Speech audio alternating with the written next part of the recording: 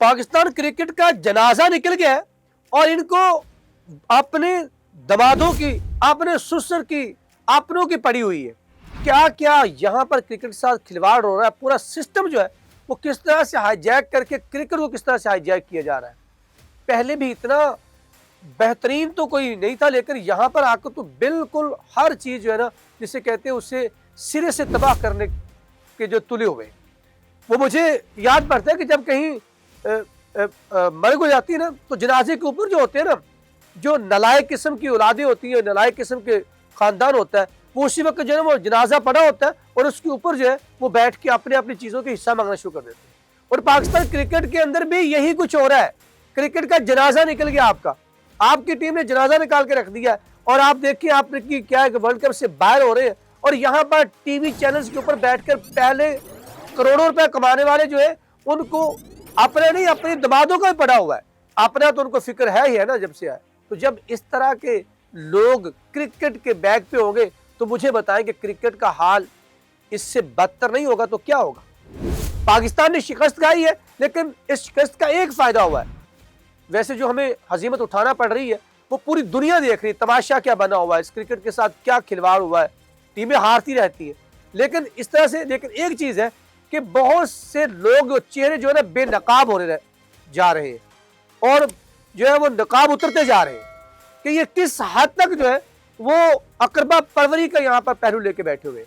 आपने दौर के अंदर भी लॉबीज के अंदर ये खेलते रहे और अब यहाँ पर आकर जो है वो अपने खानदान को संवारने की पड़ी हुई है। पाकिस्तान क्रिकेट से इनका कोई ताल्लुक नहीं है, कोई लेना देना नहीं है।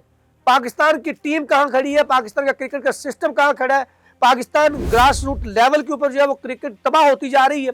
किनको खिलाएंगे और अपनी अना की खातिर जो है T20 टीम को आपने कहां से कहां खड़ा कर दिया। आपके पास बैग में कुछ नहीं था, सिर्फ आपके पास अपने दमाद, अपने जो वो फ्रेंचाइजेस थी उनको नवाजने के लिए, और आपने एक जिद और हट दर्मी और मैनेजमेंट के वो चीजें जो है जिसने धज्जियां उड़ा के रख दी यहाँ पर, और मेरिट के नाम की कुछ चीज नहीं है और उस टीम का ये हालात बने हुए हैं।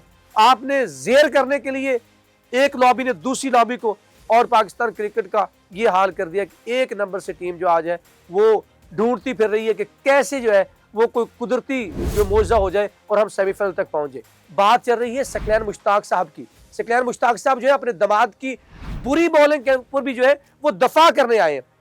एहसास नहीं है कि पाकिस्तान किस तरह हारा और दमाद की बॉलिंग ने क्या गुल खिलाए हैं, उससे पहले इंडिया के खिलाफ भी क्या गुल खिलाए थे। और वहां पर वो कहते हैं कि उनके किरदार के ऊपर बात करना इस तरह से तो उनकी जो चीजें उनको महदूद करने के मुतरादिफ है। भाई क्या इसने कमाल किया है, वो तो जो तरीके से टीम में आया हम तो उसके ऊपर भी बोले, बैक किया उसको, लेकिन क्या किया, ये गुल खिलाए।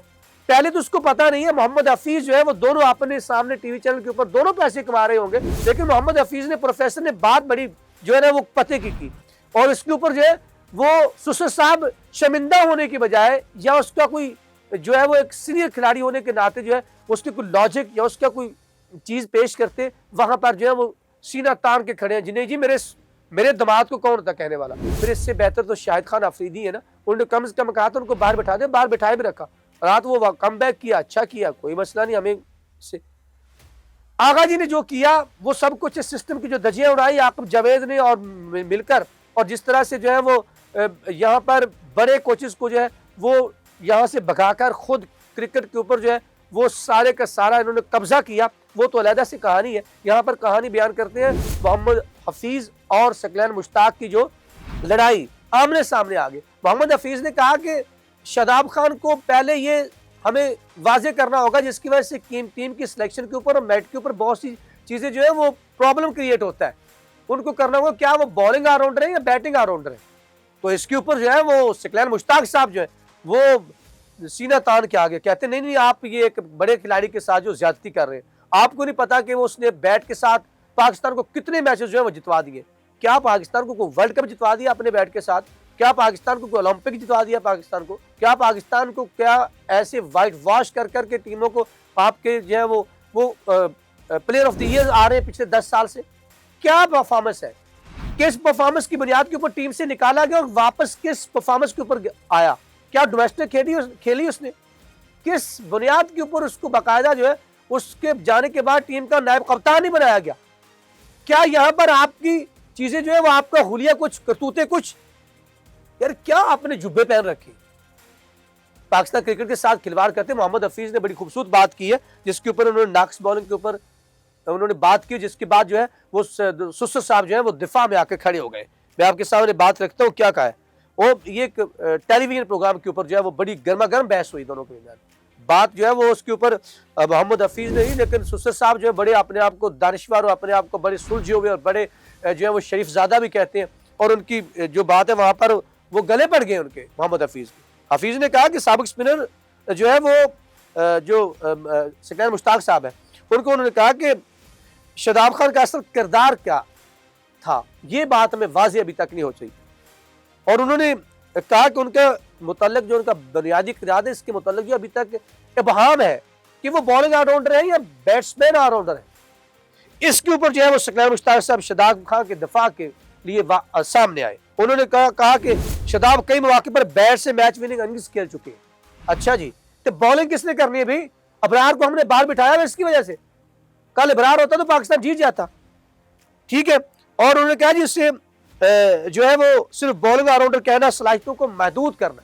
अच्छा जी, सलाहियतों को महदूद, सलाहियत है क्या उसके अंदर?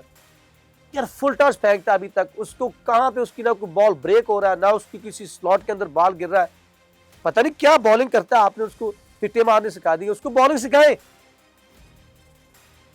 जवाब में मोहम्मद हफीज ने कोई दूसरी बात नहीं की, उन्होंने अपने करियर की जो है वो मिसाल दी। उन्होंने कहा है कि हर ऑलराउंडर जो है उसकी बुनियादी जिम्मेदारी का उसको इल्म होता है। वो कहते हैं जब मैं खेल रहा था तो उस वक्त मेरे कप्तान मुझे कहते थे कि हफीज साहब अगर आपने बैटिंग में रन नहीं बनाने तो हमें आपकी बॉलिंग की जरूरत नहीं है।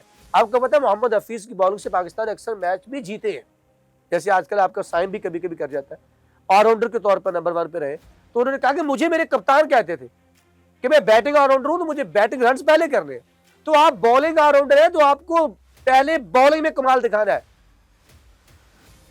बहुत ऑलराउंडर्स की पहले भरमार है हमारे पास, नवाज साहब भी हमने लेके आए। रात मैच जो है इन दोनों में से एक को बाहर होना चाहिए था, नवाज या शादाब को, मैच आप जीत जाते।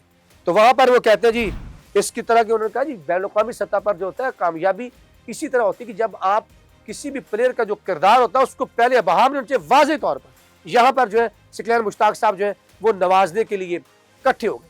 हमें पता है आपने पहले भी लॉबी के साथ मिलकर क्रिकेट को खेला, ठीक है, और फिर वहां पर भी आप जो गुल खिलाते रहे, और यहां पर भी आप अभी भी पैसे भी कमाते और खानदान को बचाते। अकरबा परवरी इस सिस्टम की तबाही का सबसे बड़ा और बुनियादी उनसर है। इसको निकालने के लिए दिमाग सही करने होंगे। पाकिस्तान पहले होना चाहिए, दमाद आपके बाद में होने चाहिए, लेकिन यहां पर दमादों को खिलाने के लिए पूरी क्रिकेट का जो है वो बेड़ा गर्क करके रख दिया। इनमें आधे जो है इसी तरह खेलते हैं, और दूसरी तरफ जो टैलेंट गया हुआ वहां पर भी जो शाफी हुसैन कप्तान है वो किस बुनियाद के ऊपर है ये भी हमें पता है, ठीक है ना। फिर हमें पता है कि ये जो दमाद किस तरह से इनको बचाने के लिए कैसे कैसे ऐसे परफॉर्मेंसेस की करवाई जाती है। नाज़रीन कोई सेक्शन में आपके लिए है, वहां जाके बताइएगा कि क्या मोहम्मद हफीज प्रोफेसर ने बात सही कही है या फिर जो है सुसर साहब जो है सिकंदर मुश्ताक साहब की बात कर रहा हूँ वो हक पे। वहां जाके अपने ख्यालात का इज़हार जरूर कीजिएगा, हमें रहेगा आपके फीडबैक का इंतजार। अब तक के लिए इतना ही। मुझे इखलाक साल को 94 टीम और मेरे कैमरामैन फ़हीम सदीकी के साथ दीजिए इजाजत। अल्लाह ने